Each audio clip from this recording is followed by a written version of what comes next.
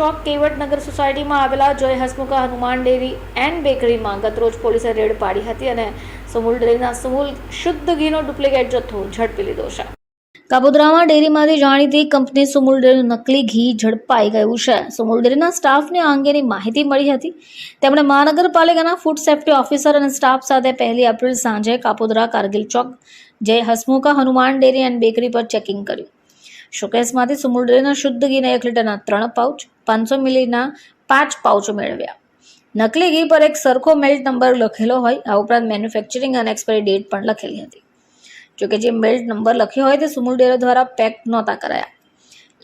સુમુલ ડેરીના લીગલ અધિકારી દીપેશ ભટ્ટે કાપોદ્રા પોલીસ મથકમાં ફરિયાદ આપી છે, જેના આધારે ડેરીના માલિક કિશન શાંતિવીર ગામા સામે ગુનો નોંધી ધરપકડ પણ થઈ છે. તેમણે જણાવ્યું કે નકલી ઘીના પાઉચ કતારગામના પ્રતિક ઠક્કર આપતો. પ્રતિક મૂળ દિશાનો રહેવાસી છે.